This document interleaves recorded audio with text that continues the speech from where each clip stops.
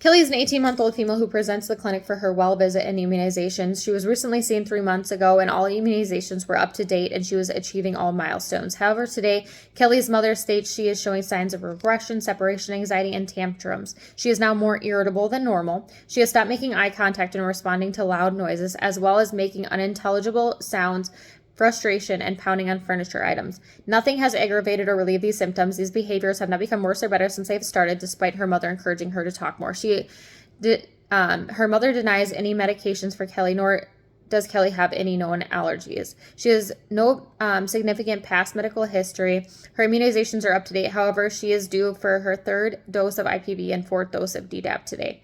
As far as preventative health goes, her mother states the home is baby-proof. She plays safe at the park and gets plenty of exercise. She had her first dental visit at 12 months old and received fluoride varnish. Kelly also brushes her teeth with the assistance of the mother. Kelly attends regular doctor visits. All previous blood work and screenings were within defined limits. As far as her family history go, her mother reports that extended family has heart disease and cancer.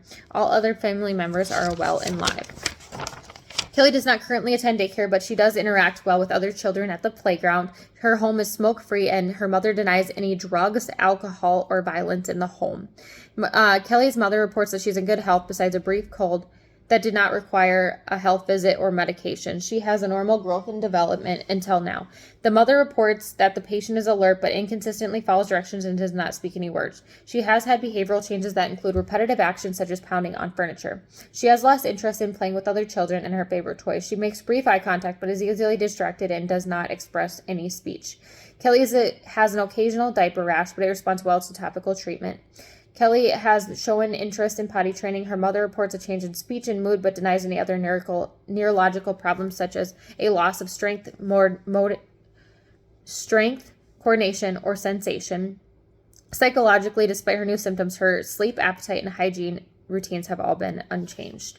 Her current weight is 23 pounds and height is 2'8". Her head circumference measures to 46. Her vital signs are within defined limits. Her head is normal cephalic without signs of trauma. She follows movement of objects with her eyes. Her hearing is selective with presence and makes brief eye contact. No motor deficits were noted. However, the patient's speech was abnormal for her age. She is currently presenting hyperactive behavior in the room and pounding on furniture. All other systems were within defined limits. So differentials include ADHD due to recurrent symptoms of restlessness, inattention, lack of eye contact, and needing constant supervision. Autism spectrum disorder, since she is exhibiting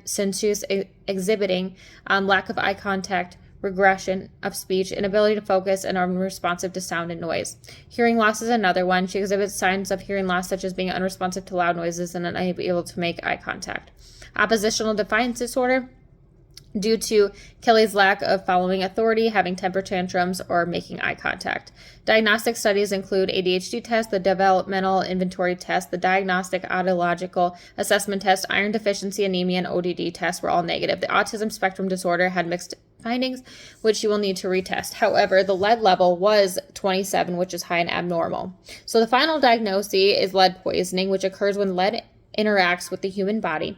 Lead can interact with the human body in two major ways. It binds to a wide range of proteins in the human body. Secondly, it interferes with many cellular mechanisms that are regulated by cations. This is quite complex pathophysiology and involves virtually every body system. Neurologically, lead is said to undermine the normal synaptic process in younger brains, which impairs cognitive and behavioral. So the plan of care for Kelly is cultural considerations include assessing the parents' health, literacy, family dynamics, and views of discipline for the child. Furthermore, the parents should be questioned about their food practices to ensure that the child is receiving proper nutrition.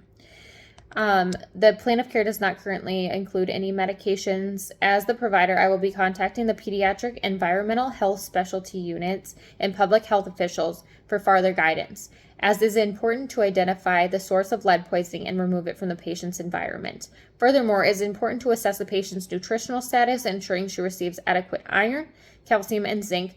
Parent education is extremely important with lead poisoning. The family should be advised to have community environmentalists assess the home and instruct the family on possible rectifications. The family should be told to avoid the residence until determined safe by public health officials. Additionally, the family will be educated on further prevention, such as signs and symptoms of lead poisoning and the hazards of lead poisoning. Finally, the parents will be educated on acceptable milestones, proper nutrition for the patient, and further preventative measures for safety. The patient will receive her third dose of IPV and fourth dose of DDaP during this time. A referral to a hematologist will be made, and the mother will be advised to follow up in the clinic within 2 weeks to recheck the lead levels.